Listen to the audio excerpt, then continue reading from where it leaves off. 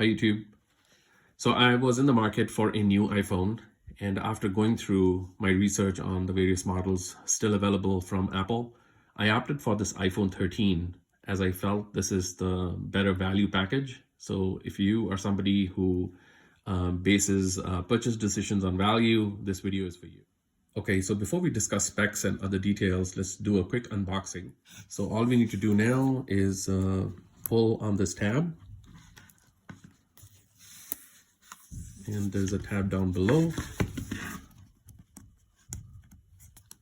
Unpacking Apple products is a real pleasure. So once you have done that, you can take out the box and you can see the phone right there. This is the midnight color, so it's a grayish, bluish hue on it, but more grayish. And then if I take it out, and you'll see there's a lot of reflection because it's all glass at the rear. It has the dual cameras, and then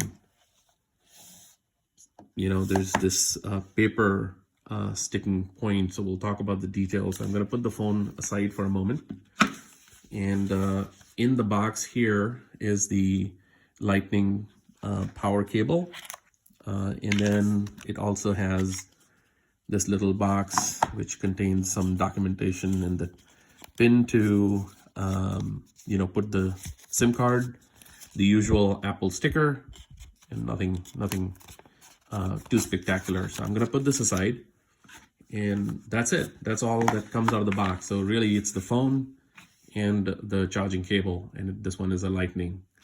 And so okay, so who should get the 15 versus the 13? I think for those folks there, who are considering the 15 and making the extra investment, I think there are four main things you need to know why you should buy the iPhone 15 over the 13.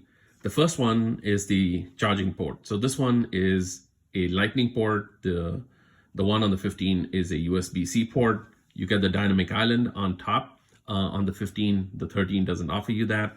It doesn't offer you the A16 chip, which the 15 will offer you. So this is going to be the A15 chip. And then it will give you, better camera because of the 48 megapixel camera on the rear versus this being a 12 megapixel camera. That's the main standout features in my book, why you would pay extra. So if you think those four features are a deal breaker for you, then obviously you should not go with the iPhone 13, and the 15 is a better choice for you. But for most people, like I said, those features are not really standout features. At least it was not in my book, which is why I went with the iPhone 13. So in summary, here are the main reasons why I think the iPhone 13 is a better value phone. And there are primarily 7 reasons. The first one being the overall features on this phone. So you get almost all the major features that you're going to find on the latest generation 15 on this package, on the 13, barring a few, right? Which I think are not huge differences, in my opinion, for the average phone user. And then you also have the excellent performance of this phone. I think the performance on this phone is going to be almost as snappy like you expect from any Apple product. So I think performance is going to be great. You will also find the camera capabilities on this phone to be really good, especially the ultra wide lens.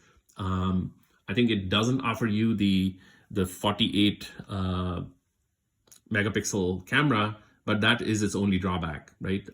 As far as the camera's capability and the processing and its image reproduction capability is concerned, it's going to be really, really sharp. So you can expect some really good quality, both 4K video footage as well as pictures from this phone using its camera. Obviously, you have no compromise on the front camera because they are both 12 megapixel front cameras for things such as FaceTime or taking selfies.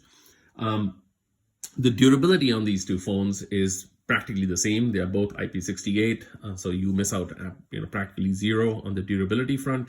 And these are very durable phones. Doesn't mean that you don't throw a case on. I think Apple phones do deserve a case. Most people do anyhow, but I think that's a good feature of this with that IP68 rating. And then the design on these, there's literally no difference. If you hold the two phones, like I said, the 15 and the 13 together, they're going to appear practically the same. Even the boxy shape is the same. So the XR used to be a little bit more rounded. This one is a sharp edges, and that's kind of the latest design language Apple is using for its phones. So you get that with the 13. And then probably the most important reason to consider the 13 is the price, right? So there is obviously a $200 difference, the $599 versus the $799, and this is not even taking into consideration getting the phone through service providers like AT&T or Verizon or others, because they have their own deals, and I think they will probably give you a much better deal on the iPhone 13 versus what they will give you on the 15. So those are the main reasons why I think this is a better value purchase in 2024. So if you do like the content and this video helped you, please give me a like on this video, subscribe to the channel, and I'll see you in the next one. Thank you. Have a great day. Bye-bye.